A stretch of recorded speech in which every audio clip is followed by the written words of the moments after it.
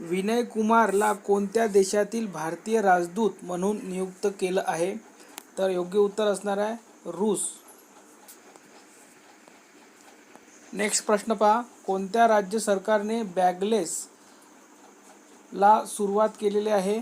तर याचं करेक्ट उत्तर आहे मध्य प्रदेश. नेक्स्ट प्रश्न पहा, पंतप्रधान नरेंद्र मोदी यांनी कोणत्या देशाचा सर्वोच्च नागरी पुरस्कार ऑर्डर ऑफ द ड्रूक ग्लॅपो मिळाला आहे?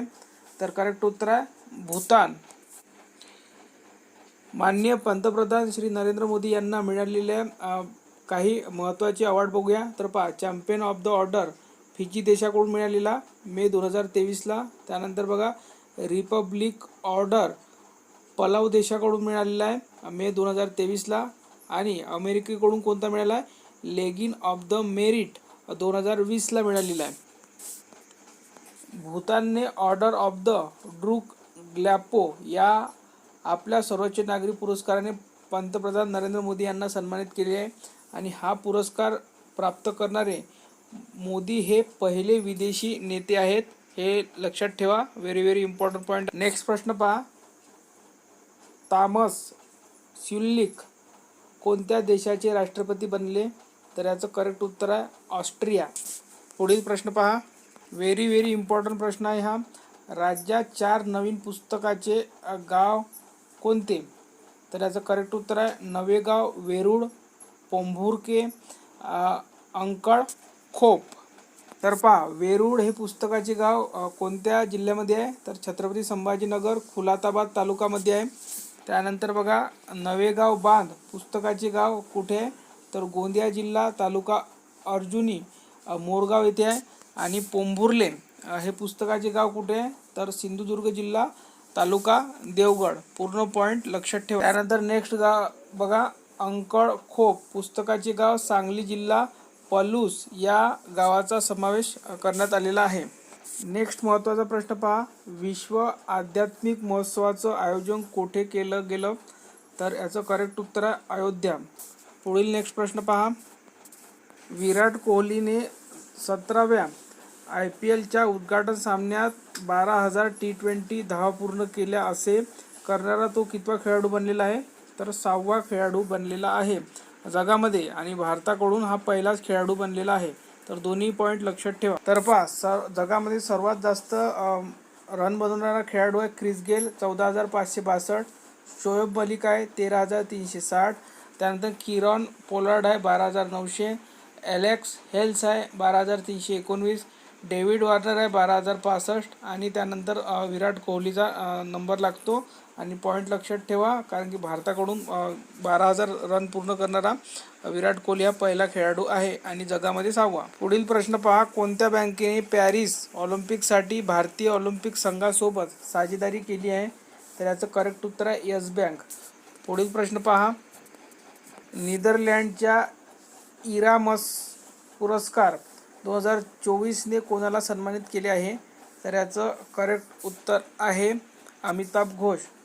पुढील प्रश्न पहा, कोणाला सरस्वती सन्मान 2023 मिळाला आहे? तर याचं करेक्ट उत्तर आहे प्रभा वर्मा.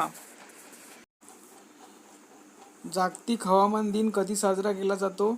तर याचं करेक्ट उत्तर आहे 23 मार्च. तर जागतिक हवामान दिनाची थीम काय आहे? तर हवामान कृतीच्या अग्रभागी. जगभरात 23 मार्च हा दिवस जागतिक हवामान दिन म्हणून साजरा केला जातो. हवामानाची स्थिती जाणून घेण्यासाठी आणि त्याचा सकारात्मक नकारात्मक परिणाम जाणून घेण्याच्या उद्देशाने जागतिक हवामान संस्था 1950 मध्ये स्थापन केली गेली.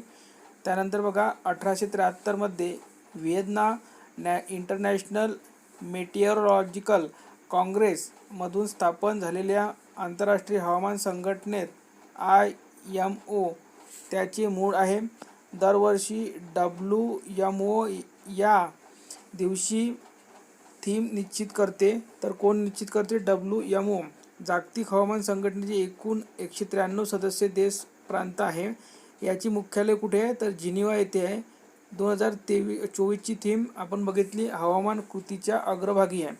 ही थीम हवामान बदल आणि त्याच्या संभाव्य आपत्तीजनक परिणामाविरुद्ध कारवाईची तातडीची गरज अधोरेखित करते. पुढील प्रश्न पहा, हैतीमधील अडकलेल्या भारतीयांच्या सुटकेसाठी सुरू केलेले ऑपरेशन कोणते आहे?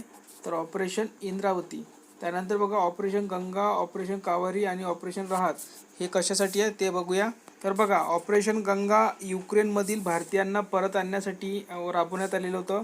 त्यानंतर बघा ऑपरेशन कावेरी सुदानमधील गृहयुद्धामुळे अडकलेल्या भारतीयांना परत आणण्यासाठी राबवण्यात आलेलं होतं. त्यानंतर ऑपरेशन राहत येमेन देशातून भारतीयांना सुरक्षित परत आणले. तर हे काही ऑपरेशन आहे, लक्षात ठेवा. नेक्स्ट प्रश्न पहा, अलीकडेच कोणत्या देशाने ऑप्टिकल 6 हा सॅटेलाइट प्रक्षेपित केला आहे?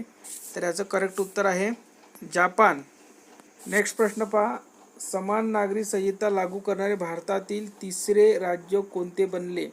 तर कोणते बनले? आसाम. पुढील प्रश्न, महाराष्ट्र राज्यात पदवी अभ्यासक्रमाला प्रवेश घेणाऱ्या विद्यार्थ्यांचा ग्रॉस एनरोलमेंट रेशो GER किती आहे? तर 34.9 आहे.